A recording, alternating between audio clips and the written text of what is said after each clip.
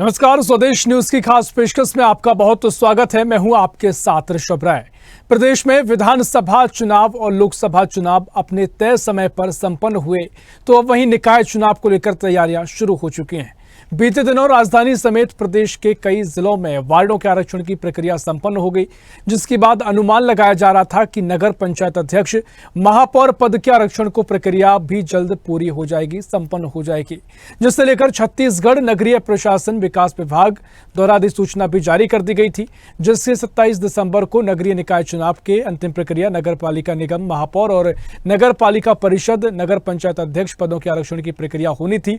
यानी 27 दिसंबर की तारीख रखी गई थी, लेकिन तारीख में बदलाव होने की वजह से अब अध्यक्ष पद के आरक्षण की प्रक्रिया 7 जनवरी तक बढ़ा दी गई, जिसकी वजह से आदर्श आचार संहिता की तारीखों और चुनावों की तारीखों में अब देरी होने की संभावना बनी हुई है। यानी अगर यही स्थिति रही तो आगे चुनावों की तारीखों में देरी हो सकती है।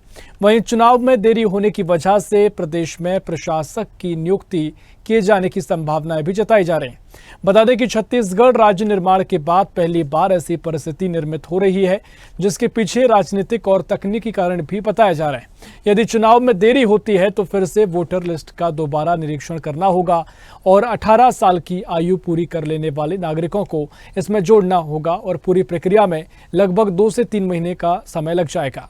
इस सूरत में तब तक नगर निगम का काम प्रशासक करेगा, ना कि महापौर। यानी अभी तक जो काम महापौर करता था, इसीलिए प्रशासक की नियुक्ति जरूरी होगी, क्योंकि आदर्श आचार संहिता के दौरान प्रशासक पूरे प्रक्रिया का काम कर सके। बता दें कि रायपुर नगर निगम में साल 1985 से लेकर 1995 तक प्रशासक की नियुक्ति रही है, जिसमें 1985 से 1987 प्रशासक की जिम्मेदारी ओमकार प्रसाद दुबे ने संभाली। उसके बाद 87-88 में अजय नाथ, 90 से 93 तक मनोज श्रीवास्तव प्रशासक रहे और अंतिम वर्ष 93 से 95 तक पीसीएस अधिकारी जीएस मिश्रा ने प्रशासक रहे हैं। तो कुल मिलाकर एक बार फिर सियासत भी गरमाई है। इसे लेकर कांग्रेस के अपने तर्क हैं और कांग्रेस ने भी भारतीय जनता पार्टी की सरकार पर निशाना साधा। इसे लेकर उप मुख्यमंत्री अरुण साव ने कहा कि सरकार नियम प्रक्रिया पर चलती है। नगरीय निकाय चुनाव के लिए सरकार की ओर से प्रक्रिया अंतिम चरण में है। प्रदेश में वार्डों के आरक्षण की प्रक्रिया संपन्न हो चुकी है और जल्द ही अध्यक्ष पद के आरक्षण की प्रक्रिया भी पूरी कर ली जाएगी। इसके बाद निर्वाचन आयोग केवल तारीखों की घोषणा करेगी जिन पर चुनाव होंगे। लेकिन चुनाव में देरी पर कांग्रेस प्रदेश अध्यक्ष दीपक बैज ने निकाय चुनाव को ईडी की कार्रवाई से जोड़ते हुए कहा, जब जब प्रदेश में कोई बड़े चुनाव होने वाले रहते हैं, तब तब सरकार विपक्षी दलों पर दबाव बनाने के लिए, उनके नेताओं को डराने के लिए ईडी की कार्रवाई करते हैं और इस प्रकार का षड्यंत्र रचते हैं। तो कुल मिलाकर निकाय चुनाव में देरी पर राजनीतिक घमासान शुरू हो गया है।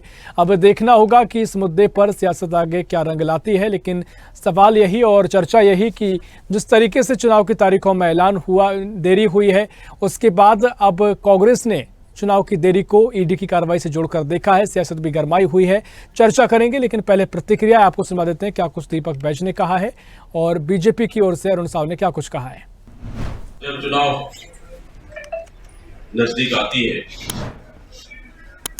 तब तक भारतीय जनता पार्टी और सरकार विपक्ष के नेताओं को डराने का काम करती है और ईडी का रेड कहीं न कहीं इसका नगरीय निकाय चुनाव के लिए, पंचायत चुनाव के लिए सरकार की ओर से प्रक्रिया अंतिम चरण पे है और मुझे लगता है कि अब, जैसे मैंने पहले ही बताया आपको कि बहुत पहले से हमने चुनाव की तैयारियां प्रारंभ कर दी थी। सरकार के स्तर पर राज्य पिछड़ा वर्ग कल्याण आयोग बनाया, मतदाता सूची का पुनरीक्षण का काम चल रहा है। अंतिम प्रकाशन जैसे ही चुनाव आयोग तिथि निर्धारित करेगा, अंतिम प्रकाशन भी हो जाएगा। नगरीय निकाय में वार्डों के आरक्षण की भी प्रक्रिया हमने पूरी कर ली है। महापौर और अध्यक्ष के आरक्षण के लिए शीघ्र ही तिथि निर्धारित होगी, वो भी हो जाएगा। पंचायत के भी इसी तरह से प्रक्रिया चल रही है। तो सरकार पूरी तरह से प्रतिबद्ध है चुनाव के लिए और अब चुनाव आयोग सूटेबल डेट निर्धारित करेगी और उस पर चुनाव होगा। तो आपने प्रतिक्रियाएं सुनी और यहाँ पर चुनाव आयोग के ऊपर फैसला छोड़ा गया है और यहाँ पर अरुण साव कह रहे हैं कि सरकार चुनावों को लेकर पूरे तरीके से प्रतिबद्ध है। जल्द ही चुनाव आयोग तारीखों को लेकर भी फैसला लेगा। इसी पर चर्चा करेंगे। मेहमान हमारे साथ जुड़ गए हैं, कांग्रेस से प्रवक्ता अनिल सिंह चौहान जुड़ गए हैं। अनिल सिंह चौहान जी, बहुत स्वागत है आपका स्वदेश न्यूज में। और भारतीय जनता पार्टी की प्रवक्ता कृतिका जैन जुड़ रही हैं। कृतिका जी, बहुत स्वागत है आपका स्वदेश न्यूज में। चर्चा की शुरुआत करेंगे अनिल सिंह चौहान साहब, पहले मैं आपके पास आ रहा हूँ। आज इस तरीके से तमाम आरोप आपने लगाए हैं कि चुनावों की जो देरी है, नगर निकाय चुनावों की देरी, उसे दीपक बैज ईडी की कार्रवाई से जोड़ रहे हैं। क्या कुछ आपके तर्क हैं? भारतीय जनता पार्टी से अरुण साव ने कहा, आपने सुना कि सरकार चुनावों को लेकर प्रतिबद्ध है, बाकी चुनाव आयोग आगे इसको लेकर तारीखों का ऐलान भी जल्द करेगा। ऋषभ जी, आपको, कृतिका जी को और आप स्वदेश न्यूज के विद्वान दर्शकों को मेरा नमस्कार जी। देखिए, बहुत स्पष्ट है, निकाय चुनाव के लिए 1 साल से सरकार को बने हो गया और लगभग समय भी इनको पता था कि इस समय चुनाव होना है। आप देखिए कि माननीय सर्वोच्च न्यायालय ने चाहे पिछड़ा वर्ग आरक्षण को लेकर जो ट्रिपल टेस्टिंग की बात की है, उस ट्रिपल टेस्टिंग को इन्होंने प्रक्रिया को दूषित करके और आरक्षण प्रक्रिया की, जिसके कारण आज अंबिकापुर से लेके बस्तर तक जो पिछड़ा वर्ग, समग्र पिछड़ा वर्ग समाज है, वो आंदोलनरत है, वो लगातार कर रहा है सरकार के निर्णय का और इस प्रक्रिया को दूषित करने का आरोप लगा रहा है। दूसरी बात देखिए, चाहे वोटर लिस्ट का मामला रहा हो, चाहे वार्डों का आरक्षण का मामला रहा हो, चाहे महापौर पद के आरक्षण का मामला रहा हो, लगातार भारतीय जनता पार्टी जानबूझकर डिले करती रही। उसका कारण है कि अधिकतर स्थानीय निकायों में, चाहे वो नगर निगम हो, नगर पालिका हो, पंचायत हो, नगर निगमों में इनका शून्य का है, एक भी निकाय ये नहीं जीत पाए। तो इनको ये पता है कि सभी जगह कांग्रेस का वर्चस्व है, तो प्रशासक बैठाकर कैसे माहौल को दूषित किया जाए, कैसे बायस्ड किया जाए लोग, इसके लिए लोकतंत्र को किल करके ये प्रशासक बिठाकर और छत्तीसगढ़ में पहली बार निकाय चुनावों को प्रभावित करने का षड्यंत्र कर रहे हैं। उसी तरह जब जब चुनाव आते हैं तो इनकी दूसरी टीम है, बी टीम, सीबीआई, आईटी, वो एक्टिव हो जाती है, उसकी छापेमारी चालू हो जाती है, नेताओं को बदनाम करना या तरह तरह से विपक्षी दल को डोमिनेट करना। ये भारतीय जनता पार्टी का सच है, वो पूरे प्रदेश की जनता जानती है। अभी आप देखिए कि सीधे निकायों में चुनाव का इन्होंने फॉर्मूला ले आया, लेकिन तर्क नहीं है इनके पास, जो सदन चलेंगे कैसे, जो निगम का अध्यक्ष होगा, महापौर होगा, वो अलग हो गया और दूसरे दल के पार्षद ज्यादा आ गए, तो निकाय चलेगा कैसे, सदन की कार्रवाई कैसे होगी, बहुमत से प्रस्ताव कैसे पास होंगे, इसको लेकर कोई तैयारी किए बिना चुनाव में किसी तरह जनता को गुमराह करने के लिए और 1 साल के अपने फेलियर को छुपाने के लिए Bharatiya Janata party step by step उचित राजनीति कर रही है। कहीं ना कहीं मतदाताओं को गुमराह करना चाहती है, प्रशासकों को नियुक्त करके अध्यादेश से लाए हैं, ये चुनाव को प्रभावित करना चाहते हैं। इस सारे दृश्य से बात बहुत स्पष्ट है। निश्चित तौर पर देखिए, आपने महत्वपूर्ण पॉइंट आपने रखे हैं और चर्चा को हम आगे बढ़ाएंगे। कृतिका जैन जी, आपके पास में आ रहा हूँ, क्या मेरी आवाज आप सुन पा रही हैं? जी, आपकी आवाज आ रही है मुझे। हमारे कांग्रेस के भाई प्रवक्ता जी ने जो भी कहा वो मुझे सुनाई नहीं आया है। जी बिल्कुल ठीक है, उन्होंने तमाम बातें रखी हैं और जिस तरीके से आज का विषय है कि चुनाव में जो नगरीय निकाय चुनाव में देरी हो रही है, कांग्रेस को आपत्ति है। मैडम, कांग्रेस कह रही है कि जब भी चुनाव आते हैं ईडी का डर दिखाया जाता है, प्रेशर पॉलिटिक्स की जाती है और उसी का एक वानगी है कि चुनाव में फायदा लेने के लिए इस तरह की देरी की जा रही है। और वो कह रहे हैं कि जो 1 साल का कार्यकाल आपका बीता है, जो अनिल सिंह चौहान जी हमारे साथ जुड़े हुए हैं विपक्ष से, कांग्रेस से, वो ये कह रहे हैं कि जिस तरीके से फेलियर अभी तक कर रहा है, जनता को जो गुमराह करने के लिए इस तरह के चुनाव में देरी की जा रही है और प्रशासक दिखाकर कहीं ना कहीं चुनाव में भ्रम फैलाने की कोशिश की जा रही है ताकि चुनाव प्रभावित हो सके। तमाम आरोप कांग्रेस लगा रही है, क्या कुछ आपके पास तर्क है कृतिका जी? देखिए, पहले तो मैं आपको बता दूं, कांग्रेस के पास ना अब कोई मुद्दा नहीं बचा है, ठीक है? तो वो बार बार छोटी छोटी चीजों पे आकर के उठ करके बैठ जा रहे हैं। भाई, वो तो चुनावी प्रक्रिया है, जो प्रक्रिया के तहत रहेगा। हाँ, कृतिका जी, आपकी आवाज यहाँ तक नहीं पहुंच पा रही, क्या मेरी आवाज आप सुन पा रही है? जी, मेरी आवाज नहीं आ रही भाई? जी जी, अब आपकी आवाज आ रही है जी, बात रखिए अपनी। आ रही है? तो मैं बताना चाह रही थी कि कांग्रेस ने हमेशा से, उनके पास कोई मुद्दा बचा नहीं है, क्योंकि भाजपा के जो नेता हैं वो सभी अब ग्राउंड लेवल पे उतर चुके हैं और लोगों तक उनका संपर्क होने लगा है। तो वो जो भी युवाओं हो, चाहे किसान हो, चाहे महिलाएं हो, सभी के मुद्दों पे हमारी सरकार चिंतित है और काम कर रही है। तो अब कांग्रेस के पास कोई मुद्दा नहीं बच रहा है। रही बात ईडी की, तो मैं इनको बता दूं, आप ईडी से डर क्यों रहे हैं? क्योंकि आपने चोरी की है। आपने अगर चोरी नहीं की तो आपको डरने की क्या जरूरत है? हाँ। आप सबूत पेश कीजिए, आप पाक साफ है तो निकल जाइए। अगर आपकी गलती है कहीं ना कहीं, तभी आप डर रहे हैं। जब इंसान चोरी करता है ना, जब उसके दांतों तले जब कुछ छुपा होता है, तभी वो डरता है कि भाई दिखाना है नहीं दिखाना है। तो आपके कहीं ना कहीं चोर है, इसीलिए आप डर रहे हैं। वरना हमें बोले कोई, हमें कोई डर नहीं है, क्योंकि हमने ऐसा कुछ किया ही नहीं, हम क्यों डरे? तो ये सारी चीजें कहीं ना कहीं कांग्रेस ने की है 5 सालों में, तभी आज वो ईडी से डर रही है। रही बात चुनावी, वो जो प्रक्रिया है, कानूनी प्रक्रिया है, वो सारी चीजें सरकार अपने तरफ से प्रक्रिया के तहत चल रही है। चुनाव को लेकर के जो भी प्रक्रिया होनी चाहिए वो सही प्रक्रिया ठीक है, हो लेकिन रहा है कृतिका भाजपा जी, के रहते चुनाव रहते। में जो देरी किस बात से हो रही है? क्योंकि जो आरक्षण की प्रक्रिया थी उसको भी 27 दिसंबर तक अध्यक्ष पद के लिए कंप्लीट हो जाना चाहिए, तो वो भी अब 7 जनवरी तक बढ़ा दी गई है। देखिए, तो क्या इसकी 27 वजह तारीख है? का तो ऐसा हुआ कि मनमोहन सिंह जी, हमारे पूर्व प्रधानमंत्री जी का देवलोक होना हमारे लिए दुखद एक वो रहा, और उसके लिए राष्ट्रीय शोक में है आप। तो वैसे ही अभी 7 दिन का आप अपन कुछ कर नहीं सकते थे, तो कहीं ना कहीं वो चीजें भी आगे बढ़ी, वरना तो 27 का तय हो चुका था। हाँ। फिर और भी चीजें ऐसी रही, तो ठीक है, वो टलता गया। जो भी है, हमारे लिए एक बहुत बड़ा नुकसान रहा मनमोहन सिंह जी का जाना, हम उसके लिए बहुत दुखी भी हैं। तो 7 दिन उनके लिए, सम्मान के लिए, उनके शोक के रूप में हमने 7 दिन निकाल दिया। तो फिर धीरे से 7 तारीख का जो भी समय तय हुआ है उस दिन पे होगा, और उसके बाद भी जो प्रक्रिया होगी वो सारी ऐसी होगी जिसमें जनता को कहीं तकलीफ नहीं होगी। रही इनके जो 5 साल का, ये हमको जो 1 साल का रिपोर्ट कार्ड के लिए बोल रहे हैं, तो आपने तो 5 साल में उसका 1% भी काम किया होता ना, तो आज सत्ता किसी और की होती। तो आपने कहीं ना कहीं लूपहोल छोड़ा, जिससे भाजपा को जनता ने आशीर्वाद दिया, भाजपा को सत्ता में लाया, और उन्होंने हमारे काम को सराहा।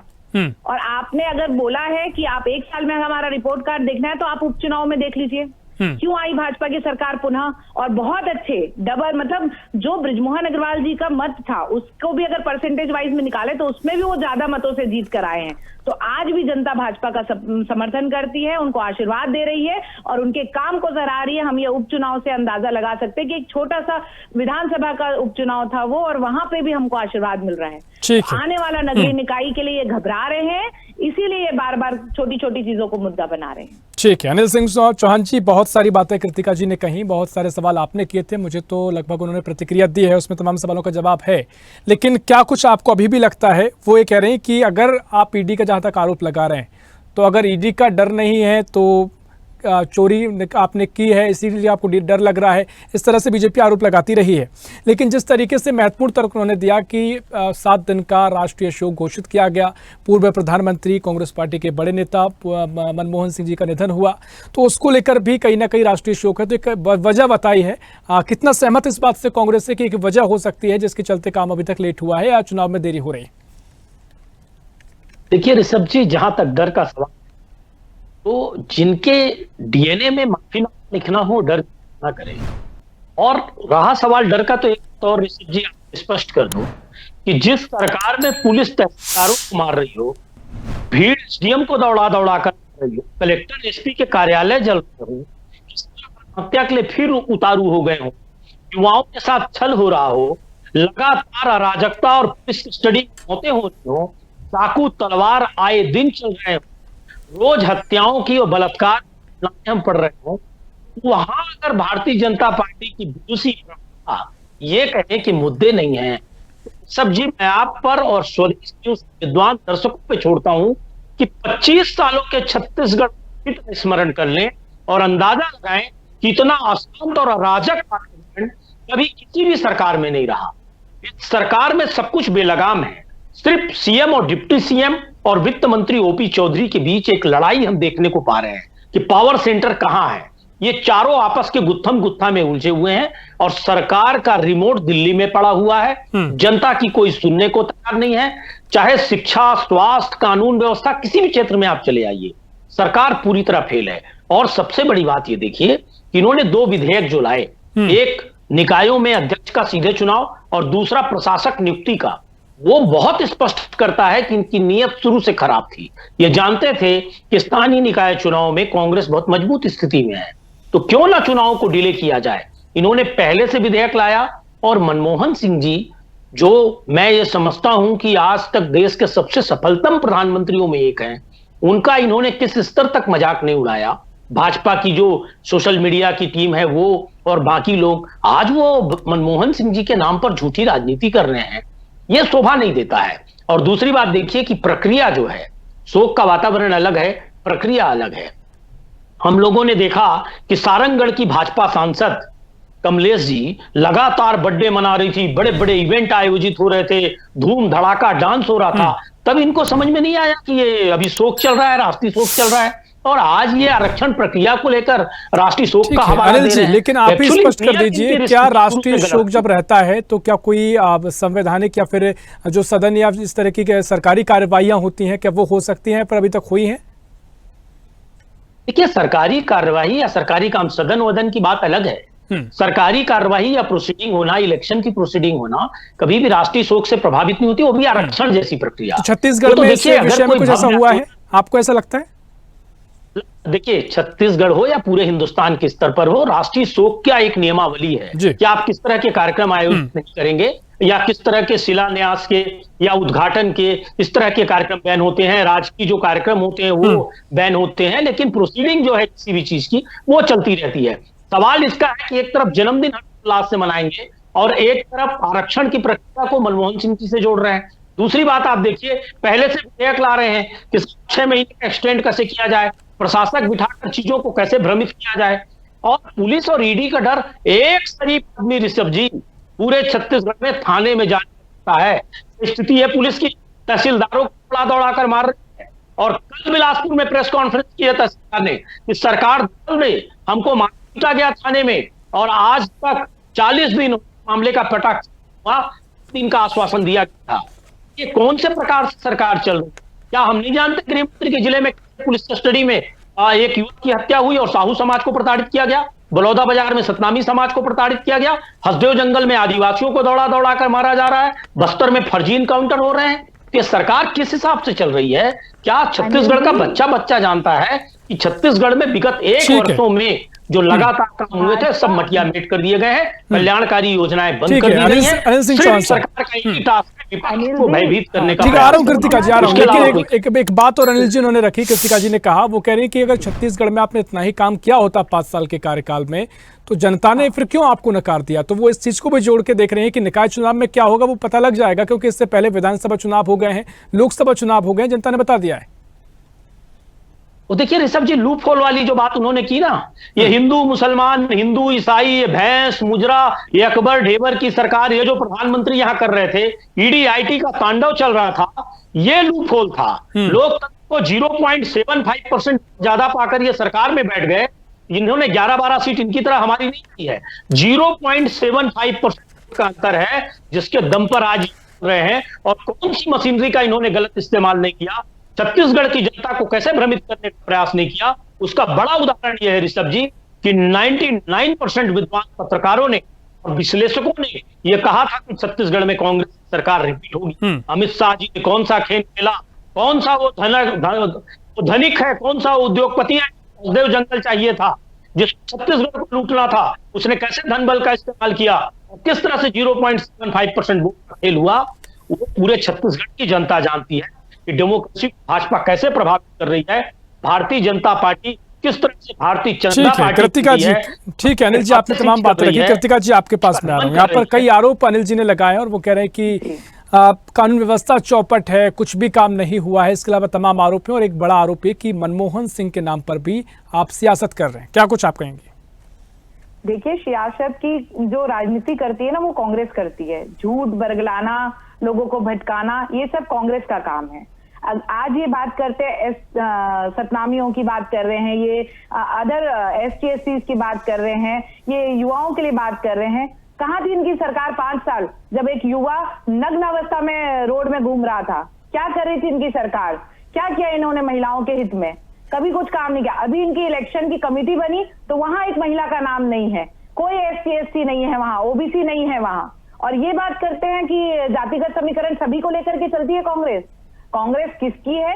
जनता भी अच्छे से जान गई है और जनता को आप बिल्कुल, आज की जनता पढ़ी लिखी जनता है, जागरूक जनता है। उनको ना भाजपा बताएगी ना कांग्रेस बताएगी कि उनको क्या करना है, उन्हें सब पता है, उन्हें सब दिखता है और उनका विश्लेषण जो चलता है ना वो बहुत ही अंदरूनी रहता है। आप आज पत्रकार को बोल करके या न्यूज चैनलों में जो चलता है उसको देख करके आज आप चुनाव नहीं जीत सकते। जनता का अपना एक समीकरण बना हुआ है, जनता सब चीजों को देख रही है। आप अगर सोचते हैं कि मोदी जी की मीडिया से लोग प्रभावित हो रहे हैं या कांग्रेस की मीडिया से प्रभावित हो रहे हैं, तो नहीं, जनता आज अपनी इवैल्यूएशन खुद करती है। इतनी पढ़ी लिखी हमारी जनता है, इसीलिए आज भाजपा की सरकार केंद्र में भी है और राज्य में भी है। हम डबल इंजन की सरकार चला रहे हैं और आने वाले समय में नगरीय निकाय में आप देख लीजिएगा कि कांग्रेस जो अभी भी प्रयास कर रही है ना जनता को झूठ बोलने की, जनता को ठगने की, तो जनता उसमें कभी नहीं आएगी और जीत तो ठीक है। लेकिन कृतिका जी वो कह रहे हैं कि अगर विधानसभा चुनाव का जिक्र हो तो जिस तरीके से बड़ी बड़ी रैलियों में आपके बड़े बड़े दिग्गज नेताओं ने तमाम हिंदू मुसलमान को लेकर नारे दिए, इस तरह की बात कांग्रेस उठाती आई है और कह रहे हैं कि यही वो चीज़ें रहीं जिनसे भ्रम फैला है। जहां तक आपने सवाल किया था कि जनता ने तय कर दिया है विधानसभा चुनाव में और रायपुर निकाय चुनाव में। देखिए, हिंदू मुस्लिम की राजनीति शुरू दिन से भाजपा ने की, कांग्रेस ने किया है, जो कि आप देख सकते हैं डिवाइड एंड रूल उन्होंने अंग्रेजों से सीखा और वही फॉर्मूले को गांधी परिवार ने शुरू दिन से अपनाया है और आज भी वो अपनाते आ रही है। वरना हिंदू मुस्लिम का मुद्दा कभी भी आप देश में देखेंगे ना तो आपको नहीं मिलता। ये कांग्रेस ने अपनी राजनीतिक फायदे के लिए हिंदू मुस्लिम को अलग अलग किया है, वरना भाजपा आज भी अल्पसंख्यक के माध्यम से मुस्लिम भाइयों को, मुस्लिम बहनों को सम्मान देती आई है। अगर ऐसा कुछ होता तो 3 तलाक का मुद्दा मोदी जी की तरफ से नहीं होता और उस पर इतनी अच्छी प्रतिक्रिया नहीं होती और बहनों का आशीर्वाद नहीं मिलता, मुसलमान बहनों का। तो आप देख सकते हैं ऐसा कोई भी ऐसा योजना नहीं है जो मुस्लिम भाइयों या बहनों को ठीक है। लेकिन फिर जो कांग्रेस आरोप लगाती है, छत्तीसगढ़ से थोड़ा इतर बयान रहते हैं, लेकिन वो ये कहते हैं कि फिर 80% बनाम 20% के नारे कहाँ से आ जाते हैं, या फिर आज इस तरीके से बटेंगे नहीं तो कटेंगे की बात कही, इनका कॉन्सेप्ट क्या रहता है? देखिए, बटेंगे नहीं वो वाला जो है वो चीजें थोड़ी अलग है। वहां लोगों का जो मुद्दा था वो बटने की चीजों पे अलग तौर पे था, उसको हम यहाँ की राजनीति से ना जोड़ें तो अच्छा होगा। जो छत्तीसगढ़ की राजनीति है वो नहीं, बीजेपी की राजनीति की बात हो रही है। बीजेपी जिस तरीके से चलती है, रणनीति होती है, तो वो उस पर सवाल खड़े कर रहे थे, इसीलिए मैंने जोड़ के आपसे पूछा। राजनीति और रणनीति अलग अलग है। कांग्रेस शुरू दिन से डिवाइड एंड रूल करती आई है और लोगों पे हम सिर्फ जागरूकता ला रहे हैं कि ये हमारा देश है। और ठीक है, समय पूरा हो गया। चौहान साहब, कम शब्दों में 10 सेकंड में, कांग्रेस ये राजनीति करती है, बीजेपी नहीं। ऋषभ जी, कभी आपने इस देश में इतने वर्षों में किसी प्रधानमंत्री को भैंस, मुजरा और मंगलसूत्र की बात करते नहीं सुना होगा। यह नहीं सुना होगा कि कोई प्रधानमंत्री कहते कि मैं कपड़ों से पहचान कर लेता हूं कौन आतंकवादी है। और कभी आपने ये देखा होगा कि जो अभी प्रदेश में गृहमंत्री हैं और देश में गृहमंत्री हैं उनका कैसा रिकॉर्ड है, और जो कहते हो कि ठीक है चौहान साहब, माफी चाहूंगा, आपको रोक रहा हूं, समय पूरा हो गया। आपने अपने महत्वपूर्ण बातें कही हैं, कृतिका जी ने अपने तर्क रखे हैं, लेकिन सियासत तो अभी देखने को मिल रही है। तस्वीर कितनी साफ होगी देखना महत्वपूर्ण होगा। बहुत शुक्रिया आप दोनों के चर्चा में शामिल होने के लिए। छत्तीसगढ़ में एक बार फिर सियासत गरमाई है। निकाय चुनाव में देरी होना इसकी बड़ी वजह है। कहां तक अब विराम लगेगा, कब चुनाव होंगे, आगामी समय में पता लगेगा। फिलहाल के लिए इस खास पेशकश में इतना ही। देश प्रदेश की और भी खबरों के लिए देखते रहिए स्वदेश में सबसे पहले देश। ऐसी ही खबरों के लिए हमें लाइक करें, शेयर करें, फॉलो करें और YouTube पर सब्सक्राइब करें और बेल आइकन दबाना ना भूलें। साथ ही ताजा अपडेट्स के लिए हमारी वेबसाइट swadesh live.com पर जरूर जाएं।